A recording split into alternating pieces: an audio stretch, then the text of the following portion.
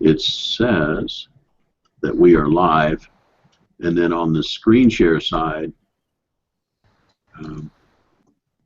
we'll see if that's the one I want. There you go. Hang on, I'm going to try to get see if that one works. And so that gets everybody. Oh, there we go. And then I'm looking over at attendees, and right now I don't see folks that have logged on yet. And so there's two logged on. Did you see them come on, Bruce? Yep, right now. Yep. Perfect. Bob, I'm thinking, why I don't really need to be on there, do I? Just for information, no. Yeah, I'm going to click off. Maybe they'll give us some more bandwidth.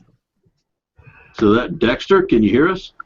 If you can, write in the chat room and tell us where you're from, and John as well, because I see Brad, Dexter, and John.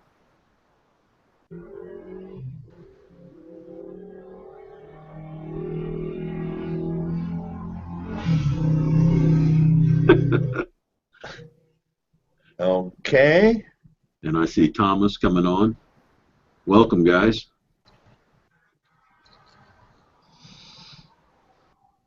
Can you guys find the chat side there and give us a quick heads up and let us know what part of the country you're from.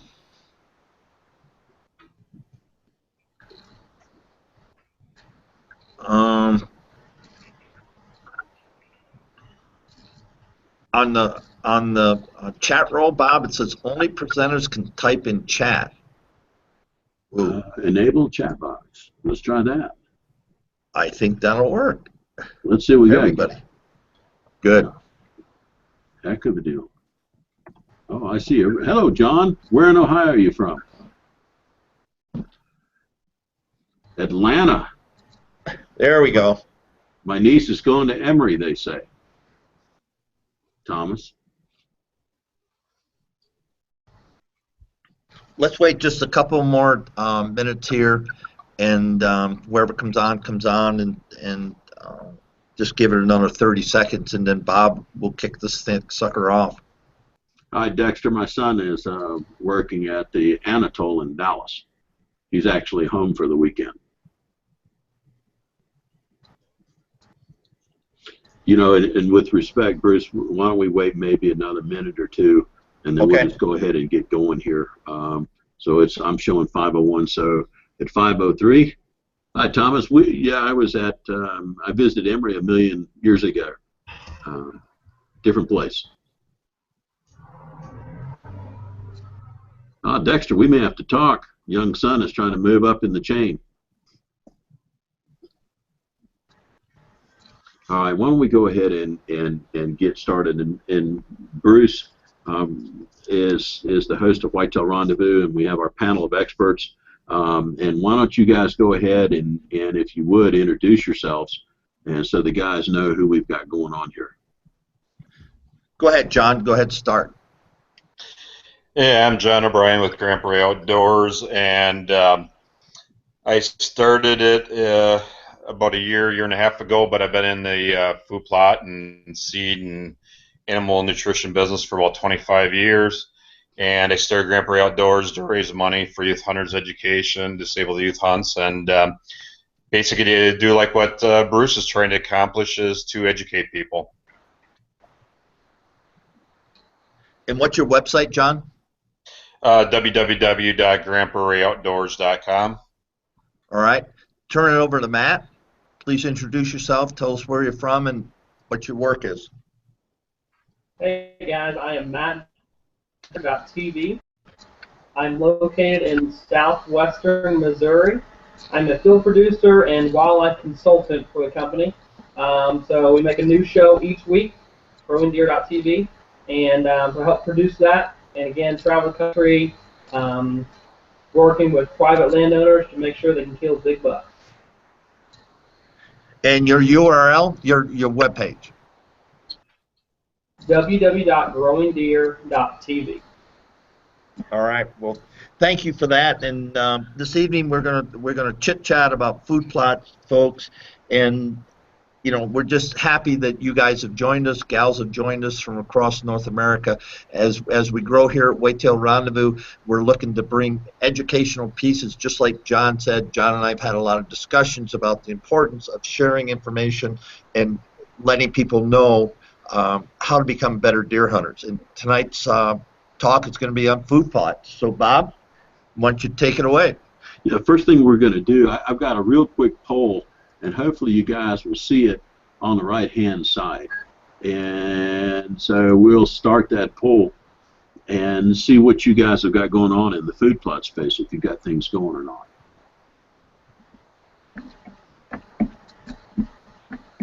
We'll give it just a couple more. We're evenly split at the moment between in and not in. Now, in has got the lead, 60% right now. 40% is out. All right, well, we'll call that good. So that kind of gives us an idea of what to do. But past that poll, you know, we did a survey here recently of some of the folks that have been listeners of Whitetail Rendezvous, and what we were trying to figure out is some of the challenges they had with their food plots. And you know, the first thing people want to do is be able to hold deer on their property, on their food plot, and I presume during season, is basically how to get a deer on their food plot during shooting hours. And I had one other guy says the deer are eating all my food plots up. And so that's sort of the range. We had almost 40 folks reply to the survey, and it helps us help you. And so, hey, Bruce, we'll go ahead and turn it back to you, and we'll go down to moving through the how we're going to structure this thing. Yeah, and right now, those survey questions, they came, as Bob said, John or Matt, the first one, and just make it 90 seconds, you know, the big thing about holding deer on your property with a food plot. What's the most important thing you can share right now? Go ahead, John. Yeah, it's for me. I mean, it's pretty basic. I mean, you need to have food, of course. You need to have water. You need to have cover. And then, you know, going like the next step beyond that, you know, there's a number of questions you could ask people, but what also is on the surrounding properties. But basically, food, water, cover, and then there's all the little elements of each. You know, what kind of food, the right type of food that fits your situation, and if you got the permanent cover and also annual cover, those are two more important things that more people are looking at doing, and cover's huge. Matt, ball goes to you. Yeah, I have to agree with John. There's a lot of different aspects than just a food plot that is going to really increase the chances of you holding and maintaining a mature buck on your property. In a nutshell, food plots, we're focusing on food plots. They need to be good-sized food plots. Acre to 2 acre food plots, in comparison to a deer's home range, is a very small area. So you either need very high quality forage nutrition to offer to those deer to keep them coming back, or you need a large size food plot so they can feed for many, many months and make that condition themselves to use in that area on a daily basis. So size and quality nutrition of your food plot is key when we're focusing here on food plots. Bob, why don't we put up the next slide? We'll be breaking down the year into quarters and discussing quarterly focus. So let's just talk, it's the end of May, it's the beginning of June, and what's the most important thing people should be asking themselves today? And go ahead, Matt. You want that, excuse me, you want that as summer or spring, Bruce? Spring. Okay, good. Go ahead, Matt. One of the biggest that deer are really looking for right now is just the high energy food and high protein food. Does are starting to drop fawns. They're lactating a lot. Bucks are growing antlers, are growing inches each day. So they need high quality vegetation, and if you're not providing that, then you should start clearing your food plots, start spraying your food plots, and plant. There's of course many different methods to planting, but this is a really critical time for developing and growing and basically maximizing what deer can produce and what they can be. So really getting out the most from deer, you really need high quality vegetation throughout this time of the year.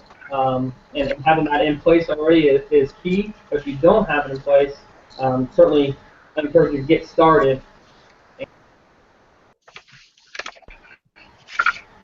John, your thoughts? A deer nutrition is 365-day-a-year process, and so for me, and what I try to get across to many of my customers is in the northern U.S. it starts for us in February with the frost seeding, and so talking about quality nutrition, we got some great looking perennial plots that were frost seeded. Part of that thing too, being a nutritionist in my background in managed intensive grazing, right now I have a lot of customers that are clipping. So it's one thing to have these perennial clovers and legumes and that out there, but if they're right now reaching maturity and about ready to blossom or head out, we need to get out there and clip, because you know these deer, they're only going to be eating typically about the top half of these forages anyway.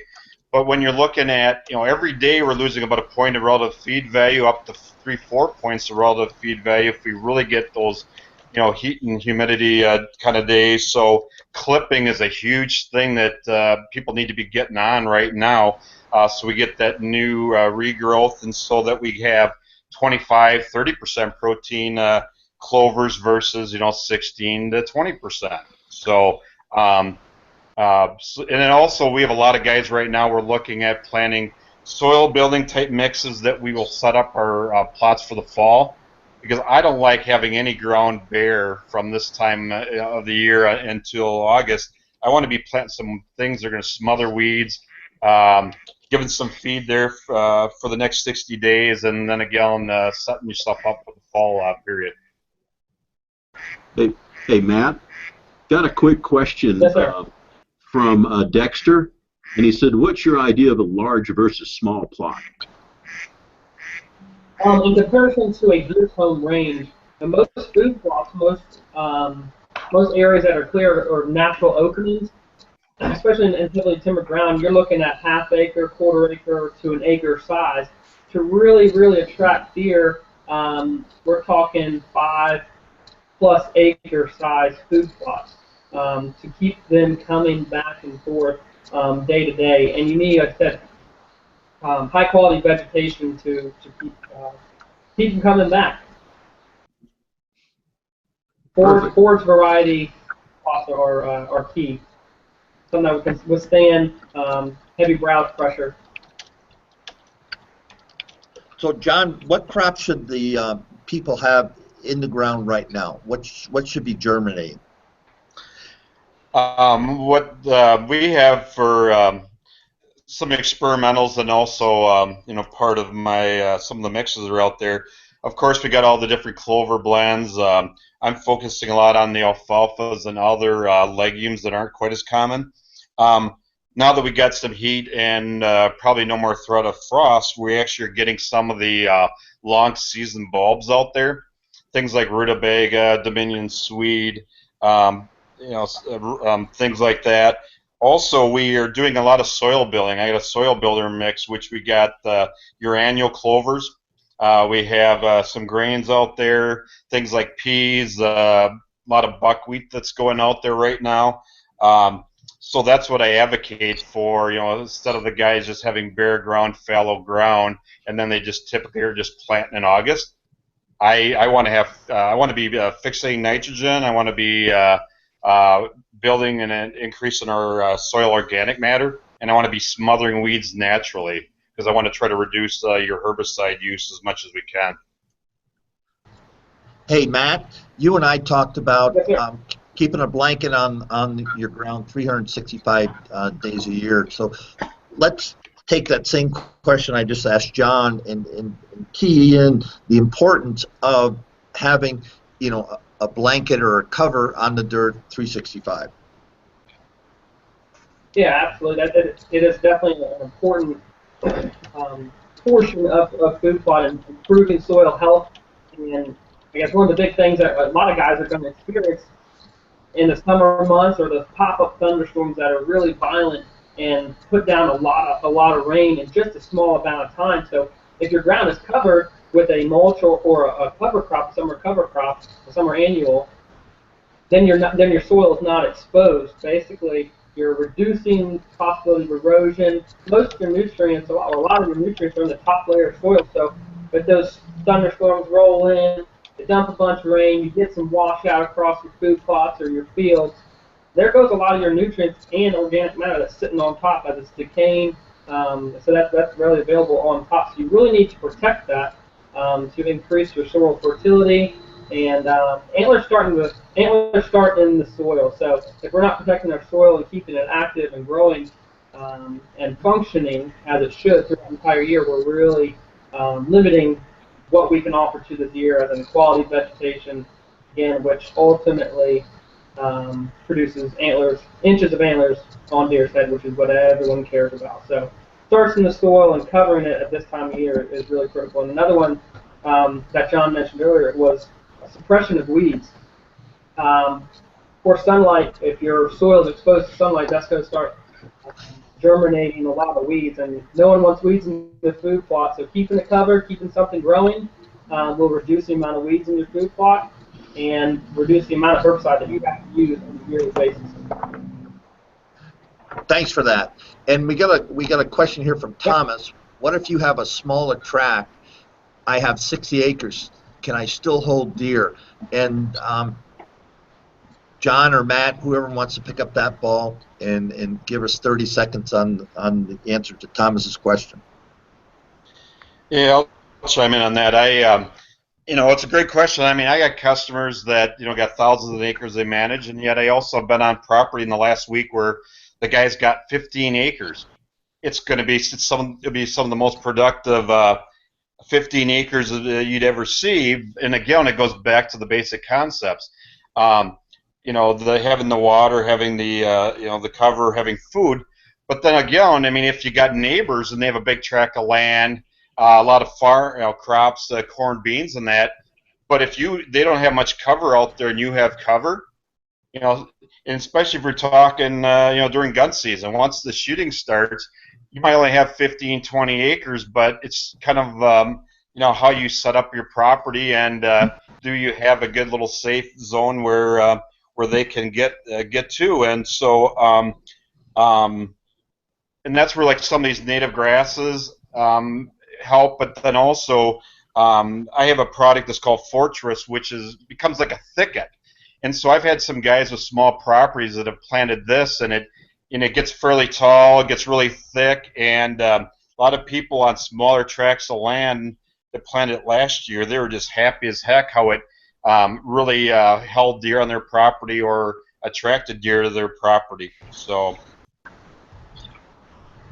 Matt, your thoughts? Yeah, I think one of the big things is if you've got a smaller piece of land, is identifying what is around you, and then keying into what the limiting resource is in the neighborhood. Deer, even on the piece of property that I manage, 2,200 acres, we lose deer each year to people hunting the borders or hunting their property.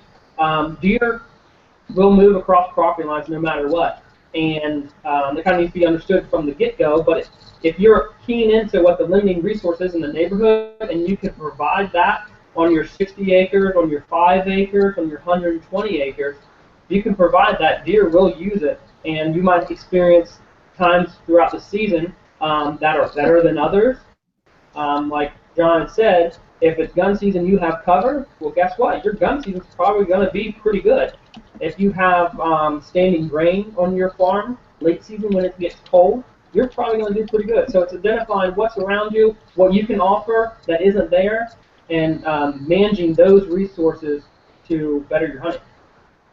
All right, thanks. And Lee's been real patient. He's got a question about putting in a microplot or a small food plot without equipment in the middle of deep woods. So your deep woods, hardwoods, or your evergreens, and you want to put in a food plot. So Matt, John, somebody raise their hand. Yeah, I'll tackle it. Brad, that's here with me, we were just talking about it, and I was just showing him pictures on one of my experimentals. I shared it with a few people on social media, and I'm really happy with a couple things I'm seeing here this year. So going back to little microplots, another buddy of mine that writes for Deer and Deer Hunting magazine, Jay Ilioff, wrote an article on a similar version of this product that I came up with years ago, and it was called "The Man and His Rake." And basically, he did little small microplots, staging areas, using a shade-tolerant, good nutrition type blend. And so I'm doing a lot of experiments with different varieties and forages that people aren't used to. And down the line, I got a lot of program members that are doing similar trials for me. And one that is only about 30 days in, when I show people pictures of what I got before me, they just smile because I think I got a home run. And so, these little areas can be really important, especially as these does or the bucks are working out to your bigger plots out there, and so they could be either kill plots, staging plots, transition areas.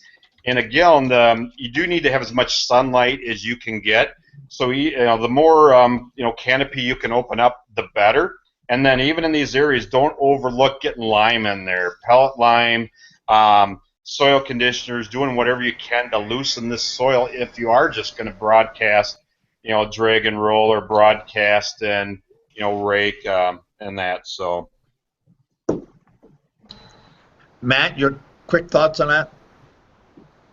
Yeah, a couple key things is definitely sunlight. Understanding that you need to pick a shade-tolerant species. A lot of what we plant in our hidey hole food plots, as we call them, or these micro plots, is a small seed clover, like a Durana clover. Definitely good for grazing tolerance. It grows pretty strong. But one of our those plots, you've got to do it in a rainstorm if you don't want to disturb the soil, or you're frost seeding those plots as the ground is freezing, thawing. February on our schedule here in Southwest Missouri is a great time to frost seed. So if you can't frost seed, if you haven't gotten it in that early, then do it in a rainstorm, and the rain will actually pound in that seed to the ground. You get a lot better germination. If you're choosing not to rake, or you can't get like a small tiller in there, but like I said, we definitely choose to broadcast in the rain, small seed, and be conscious of our soil test, what they recommend, and I guess that those are the main tips, and getting small valuable food plots planted in the timber. Guys, a lot of people have asked, and Dexter has this put up, and our survey came up with the same thing. What do you do as soon as the young shoots come up, either the turkeys, raccoons, deer, any kind of critter out there, it's disappearing. So what can you do? John? yeah, and this is a conversation I had with a friend of mine yesterday. What I got going on, even in my education plot, lo and behold, here now the turkeys moved in today. I saw, and so I got a lot of things out there that we brought, that we did some throw and go type technique just to kind of demonstrate what can happen with that. So a couple of tips I'll give people. A buddy sells a product called Plant Skid. It's been out for about 40 years. You can do some things yourself, and basically what some of my organic customers have done is, if you want to keep the animals out of there for a period of time in that early growth stage, Plant Skid's basically blood meal with some vegetable oil and a couple other little products in there.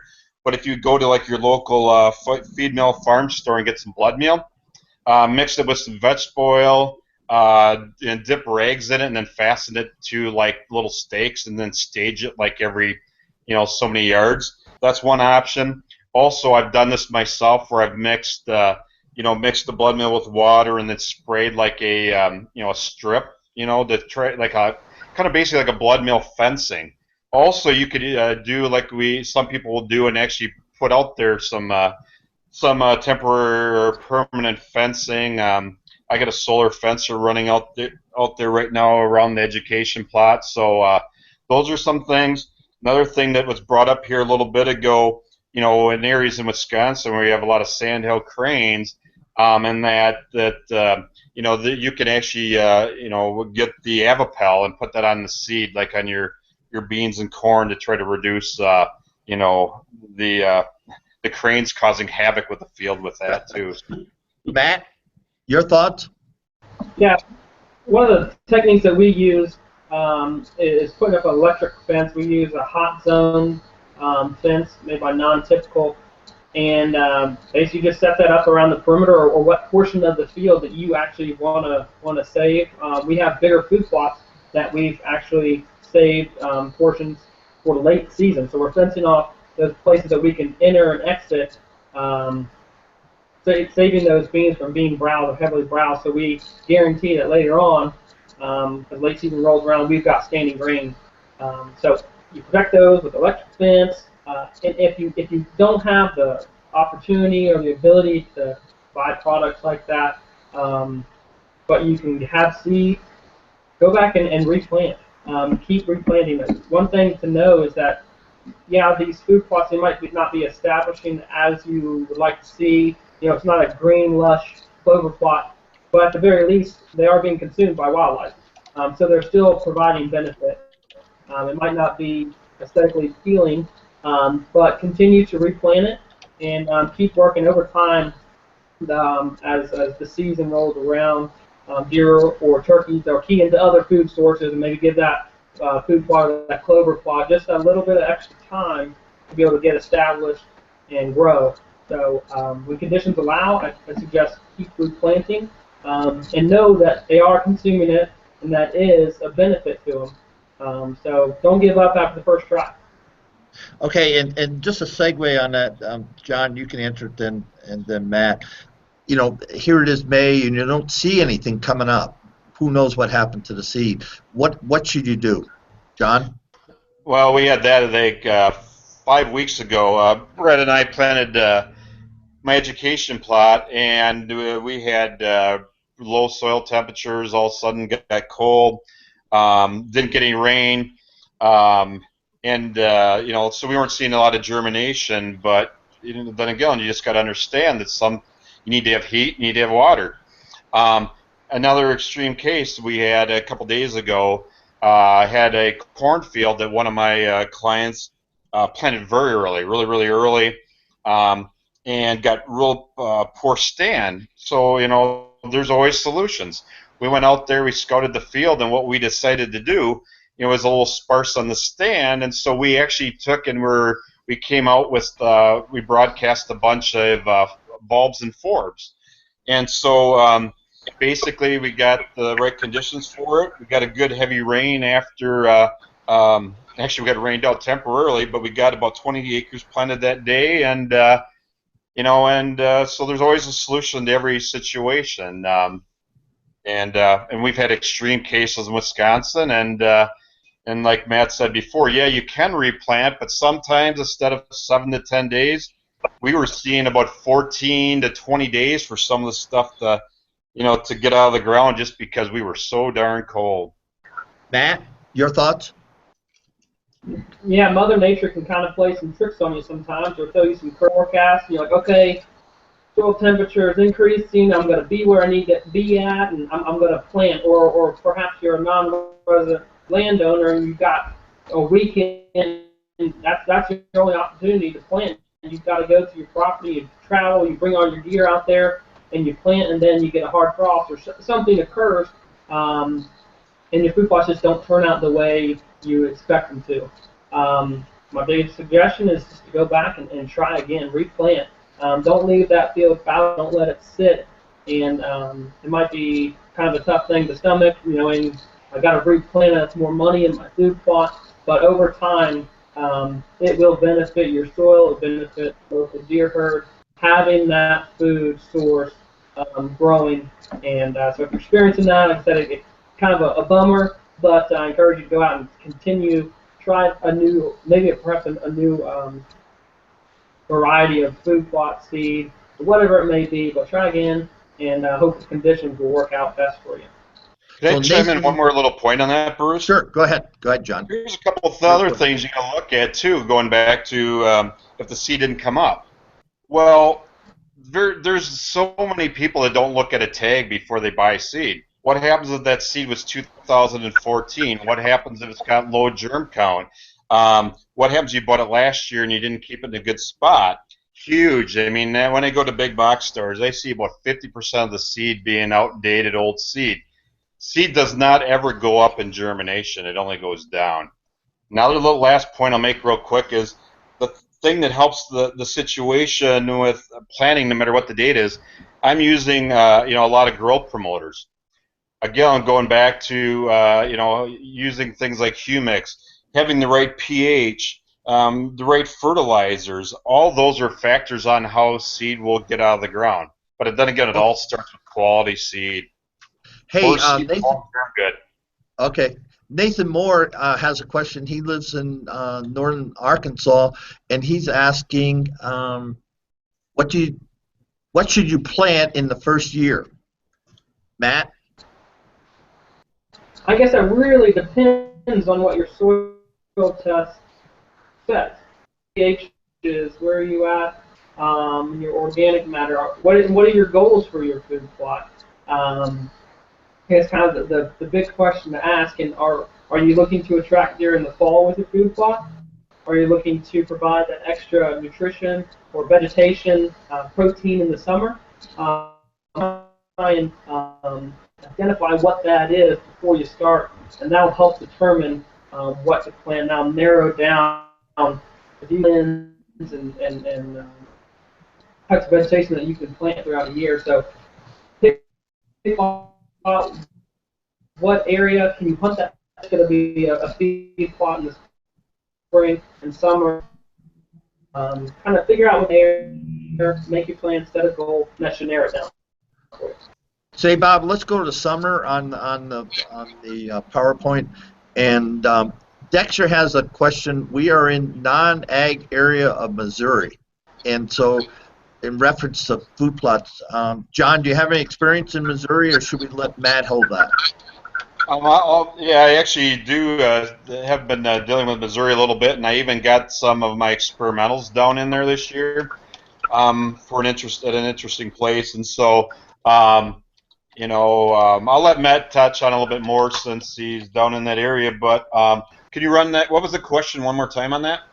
Yeah, Dexter asked, we are in a non-ag area of Missouri, so there's no agriculture around them. So he's going to try to put something in the dirt to attract the deer. So Matt, your thoughts? Yeah. I'm right there with you, buddy. Guess what? We have really, really rocky soil, very poor soil. There's not ag around my location for many miles. If there is open fields, it's pasture fields. So I'm right there with you. And throughout the years, we've really dedicated ourselves to building soil and through organic matter, these cover crops that we've talked about this afternoon, and increasing the fertility of your soil. So really start there. Know that if your soil is poor or if you're in a non-ag area, it can still be done. It definitely can be. It may be frustrating at times or from the start, but know that if you get started with the right techniques, you can definitely have successful food plots year after year, whether you're in an ag area or not. Okay, let's switch to summer right now, and hopefully we all have moisture and it does rain. What happens if we don't get rain? We just hit a drought. John? Yeah, most of the mixes that I sell in that, I usually have elements in there that tolerate dry and also tolerate wet. And for example, like my 4 Galore mix has got things like Lab and Cowpeas, which tolerate heat, and they also don't need a lot of rain compared to some other forages. There's a lot of other different species too. There's certain varieties and genetics of brassicas that can tolerate dry. Not all brassicas are created equal. And so, that's what we're looking at doing, is using the right genetics, using things that are diverse, things that are multi-grace, things that are more drought tolerant, things that are higher in protein. And so, I'll throw a couple other little things out there, things like Ethiopian cabbage that not many people use, really drought tolerant.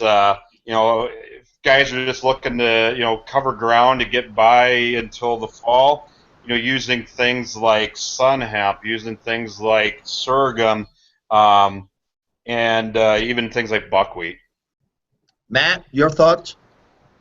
Yeah, I think there's some good suggestions there by John. Some good varieties I heard in there to, you know, kind of if you're in a dry area, there's some things that you can't plant and some things that can that do better in drought or dry conditions.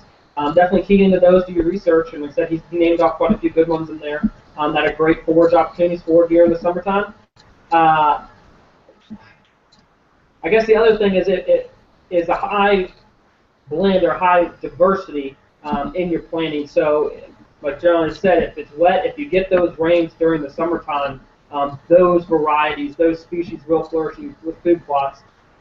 If not, then the dry species, if you're not getting the rain, then the drought species, those who do better without the rain, those will flourish. So you're never leaving yourself bare, if you will, in your food plots. You've got to kind of cover the basis and what Mother Nature may throw at you. You kind of got it covered there. Hey guys, we're going to take a break so you can get a drink of water. Bob's going to run a poll. Bob, you ready to roll that poll? Let's see. What should we ask? You're in charge, big guy. Let's see. Let's see what this one is. It says, would you attend another webinar on whitetail strategies? And let's see what folks have to say.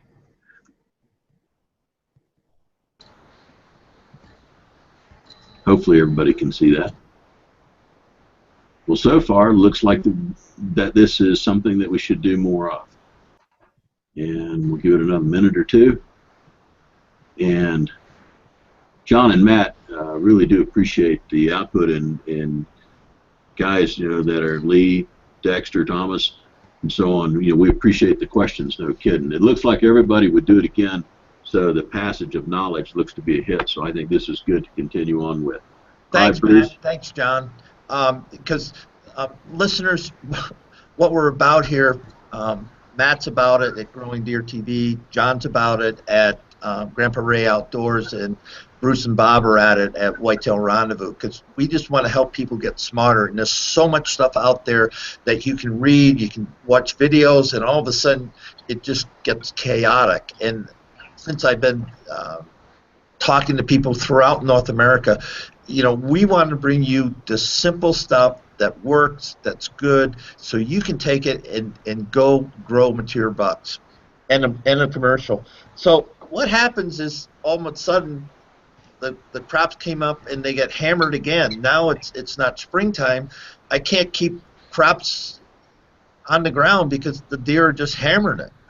What do I do? It's midsummer now. What do I do? John, Matt? Yeah, well, that's why my background is managed intensive grazing, and what we're doing with most of the mixes and customs and recommendations is we're using species that are multi-graze. Not a lot of people do that, and most people don't know which forages are multi-graze. What does that mean, John? Help me out here. Multi-graze? So if a deer eats something like berseem clover, which is annual clover, it will regrow real fast. A product that I mentioned a little earlier is sun hemp. Advantage of sun hemp is if the deer take it right to the ground, kind of like they would do with beans. You take beans to the ground, they won't regrow. You take sun hemp pretty much down to the ground where it's just a little bit of a stubble, still will regrow. Certain varieties of New Zealand type brassicas, if the deer eat it, they'll regrow. Things like Winfred brassica, every time they eat it, it will throw more branches. And so I get some crazy pictures I'll show people where they might show a 4-foot tall Winfred brassica with about 12 branches that are big old paddles. So genetics make a difference, and not all brassicas are multi-graze. Things like oats, some of your grains, you know, depending on how far close to the ground they take it, might regrow, might not as effective. So know what forages you're planting, and then what is, you know, if they are hammered, heavily consumed, what will happen to those. Matt? Yeah, one of the companies that we've worked with a lot is Eagle Seed for soybeans, and soybeans for the food plot market are really become becoming a primary source for a lot of summertime spring plantings. Here at the Proving Grounds, we really try and make them a true 11-month crop. So they're offering something from germination till we terminate it the next spring. But what happens when they're browsed? We try and plant a variety of eagle seed beans called whitetail thicket. It is has different genetics in it, so it allows it to grow in a more of a viney growth pattern, if you will. So it grabs onto other things. It grabs onto other soybeans and grows up on them. So I guess in its genetics, it is meant for a forage variety of soybean. It can get hammered, and we plant that strictly. We know those small food plots will get really eaten down and really brown during the summer. So knowing your food plots, knowing the size, how deer will react to them, and knowing your food plot crop, which variety to plant in which food plot that will continue to grow even when they're browsed and hopefully produce pods in the late winter. So like I said, that's Whitetail Thicket by Eagle Seed for soybeans there. It is a great crop for small food plots. And all of their beans, whether it's large lad, big fellow, there are forage type soybeans, so they can be browsed, but the Whitetail Thicket is made specifically to grow among each other and designed for those small food plots. Let's switch it up a little bit, and so now the summer's come and go, and we'll answer some more questions, guys, in a minute. But okay, so now it's early season. August has come. We've got food out there. When should I put up my tree stands? I don't think I want to do it in September. So when should they go up, Matt? I don't take any tree stands down throughout a year. A lot of people do. They may do that. If I want to trim a tree stand, or if I want to trim my sets, I'm going to do that in late June, early July. I'm really going to try and limit the disturbance in the areas that I want to hunt. Again, from year to year historical patterns, you kind of know what areas are going to be hot early season. Really trying to stay out of them. So I don't set stands unless I'm travel hunting. I wouldn't set stands too early for season. Try and take care of that in June, in July. A great time of the year to scout deer is actually in the wintertime. Their patterns, their trails are knocked down, or if you have snow on the ground, you can identify right where deer are walking through the timber. So we do a lot of scouting then. Might be a great time to put some tree stands up at that point and get ready for the following season. But I don't try and go in and enter those places I'm going to be hunting that late into season or as season rolls around. We're really trying to limit the disturbance. John? Yeah, great time. It's February when you're in March when you're frost seeding your kill plots and staging areas. I would probably want to have my stands up already. Great scouting is like in that February, March, April, and then get the heck out of there. So the earlier the better. I know there's always it's not always practical, especially for people that manage property, a distance away. But if it's me, a lot's learned right after hunting season, and then try to get out of there, let it tame down, and try to do at least 2-3 months before season's my opinion. Okay, Lee's got a question.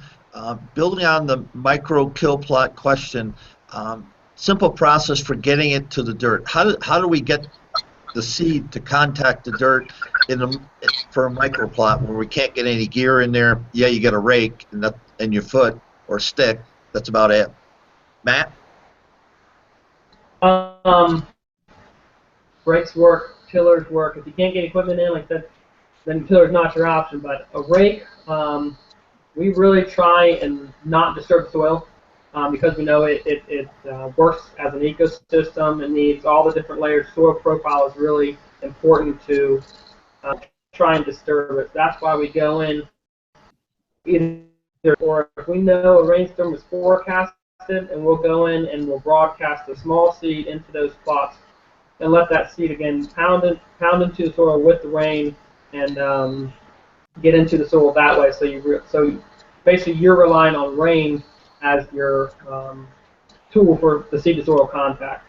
And like I said, if you don't have tools, you can't get equipment in there, that's a great option. We have great success with that year in and year out, spring and fall. So that's our option. I mean, that's our choice, our preference, if you will, for planting those small microplots. John? Yeah, well, besides the usual, I keep preaching about frost seeding, overseeding, things like that. What I'm a huge advocate is, getting that pellet lime out there 6 months in advance, ideally. Using dry humics or liquid humics, which I've been dealing with for probably 10 years. Huge. It naturally loosens and aerates your soil, increases the soil microbial population, helps chelate your fertilizers you put down, and helps hold it in the zone. So I like to naturally condition the soil using humics. And then again, overseeding and frost seeding, let Mother Nature with the freezing and thawing action work the ground. Like Matt says, if we don't have to work the ground, another thing is we're not bringing up weed seeds, which is what happens when people really work that ground deep. But then again, if you do have some equipment, of course, we talked about, rake can do the job. But then again, even if you broadcast seed, but you've got an area like where you can get a four-wheeler in there, I've had a couple guys last weekend that's what they did, is they broadcast and they just drove back and forth over top the seed with a four-wheeler. Maybe you got a lawn roller. Anything you can do to get good seed to soil contact is huge. And then again, it helps having a good hard pounding rain thereafter as well. Bruce, do we want to go to fall? Excuse me? Do we want to go to fall on the slide? Sure. All right. Yeah, I was hearing Paul. Guys, I don't hear so well, so Bob's trying to whisper softly in my ear. And I thought he said Paul, and if you're out there, Paul, forgive me. Everybody laugh. It's okay. So here we are. Now it's October, and the rut hasn't started. And so what are the bucks looking for, and what are the does and the yearlings looking for in food? Pre-rut. In food, usually, yeah, I'll try and tackle it first. It kind of depends on what kind of area you're hunting, and where the standing grain is at that time. If you're in an ag area, if farmers haven't harvested grain, your best chances are probably around the standing grain. At that time of year, they don't really need too many carbohydrates. October is generally a pretty mild month where I'm at. So I might be hunting over we have broadside blends. It's a cool season annual mix. So it's got wheat, turnips, that sort of thing. Green at that time of year. But we're so heavily timbered, deer are on acorns. So it really depends on what time or what area you're hunting, whether you're in the south in the timber or you're more in the Midwest, upper Midwest, where there's a lot of agriculture. It kind of really depend. Or if you have fruit trees, a lot of fruit at that time of the year, persimmons or apples, they still might be dropping, and that can be a dynamite location. It might be only good location for 4 or 5 days, but when that fruit ripens, it is very, very attractive. So really kind of depends on what's in your area. Like I said, if you're heavy timber or versus ag. Hey, John, Garrett's got a question. For deer nutrition, what is the single best seed to plant in a food plot? And this is a loaded one, guys. So well, go here's ahead, what, John. Yeah, well, here's what, and this is the one thing that drives me crazy. I'm reading articles, seeing social media, making claims. So here's what I'll answer this, and be as unbiased as I can. That's what my education plot's about. People get to see it, but we're also going to be doing scissors cut sampling at day 55, which most forages mature at day 60. And so we'll be sending in forage tests. People can see how all these different species compare. Everything from ladino clover, medium red clover, annual clovers, soybeans, cowpeas, you name it. So, so no matter what you plant, so then again, there is some things that will test better than others. Some of those things we are doing research. You'll be seeing them in mixes next year. There's a few hidden gems out there that most people overlook, and so this is where I'm going to like edit a little bit here right now.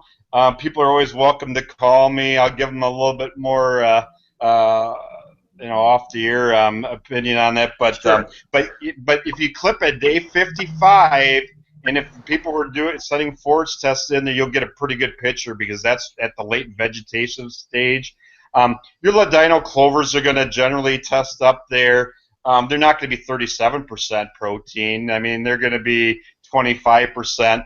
I'm a huge alfalfa fan. There is some annual clovers that I really love nutritionally, and I will throw one species out there, though, just so I'm not too evasive. I love plantains. Huge mineral, worming type properties. Bucks love them. The does will beat in the brassicas.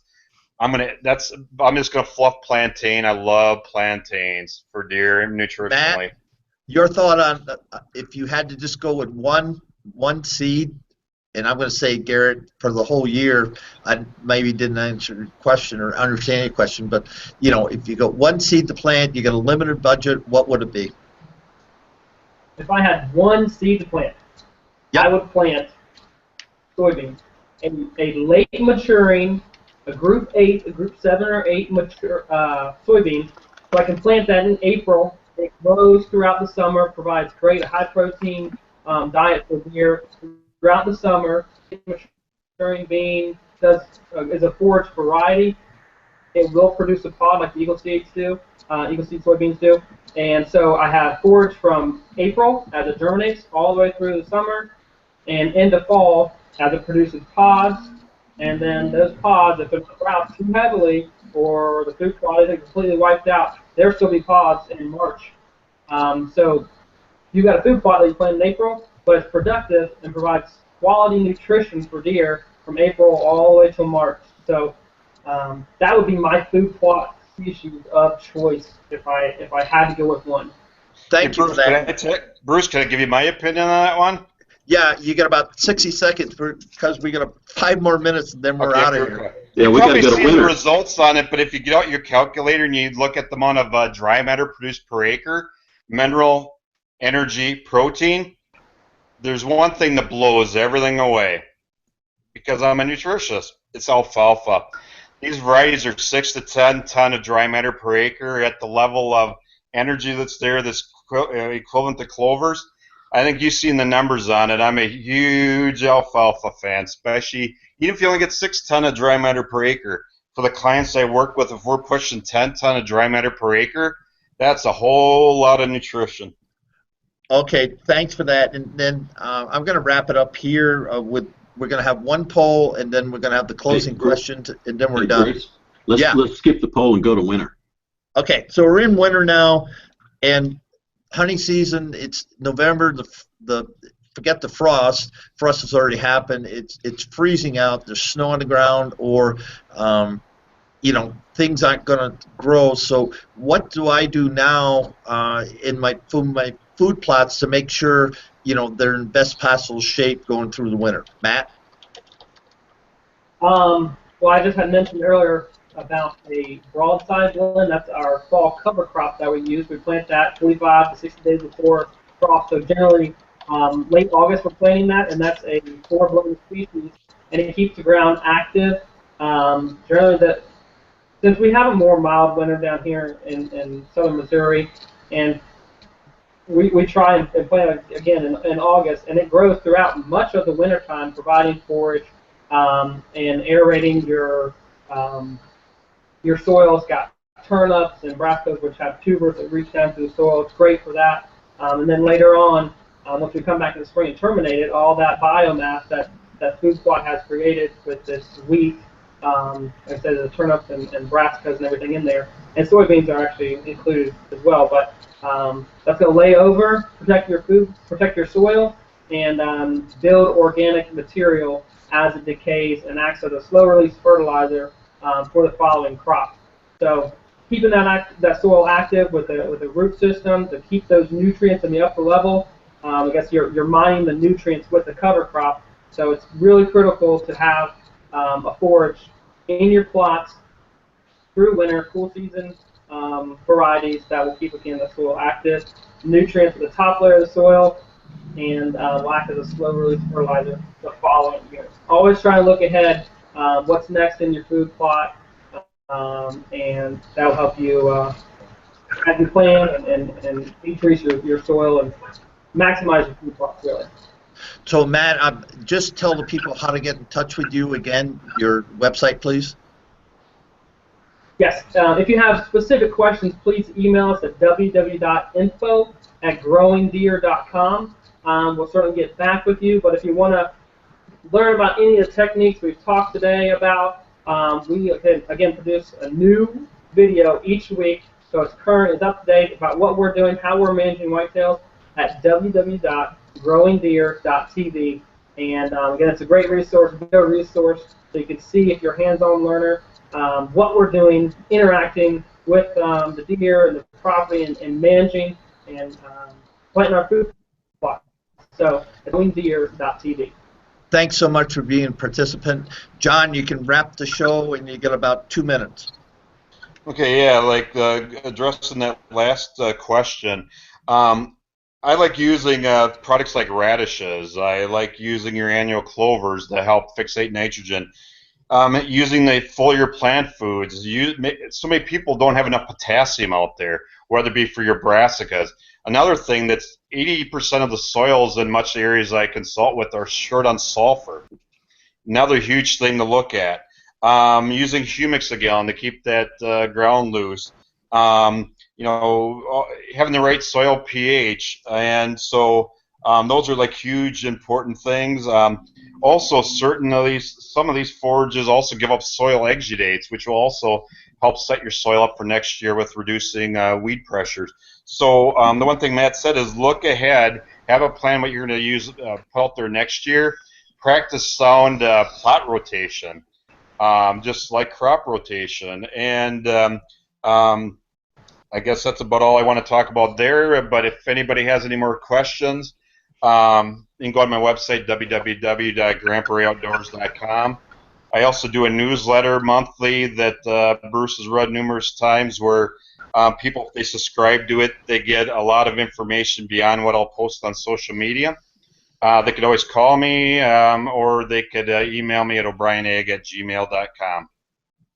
So on behalf of Matt and John and Bob and Bruce, thanks, guys. And I can't go through the list quick enough to thank everybody that had questions and joined us today. This is the first time, so guys, it's far from perfect, but we shared a lot of great information. I thought I got a page full of notes about stuff that I had questions about, and my listeners ask me all the time, Bruce, what about this? I said, I'm not a food plot guy, but I know guys that are. So Matt and John, thank you so much for taking time out of your day to share with us here at Whitetail Rendezvous. And with that, the show's over, folks, and you can get in touch with me at whitetailrendezvous@gmail.com with any follow-up questions. Bob will have the show notes. Bob, why don't you chime in, tell people how they can get the show notes or the webinar clip. Guys, we'll take and put this together on a link to the webinar for a replay, and we'll also put together a link for the show notes so you can get them after the show. So we'll make it available as soon as I can get them out the door. And again, thank you, attendees. Thank you for being our guest. And check out Whitetail Rendezvous. We're on 5 times a week, and we're at 224, show number 224 I just produced today. So we're growing, and without you guys, we couldn't have the success we're having. So thank you. All right, guys. Make it a good week.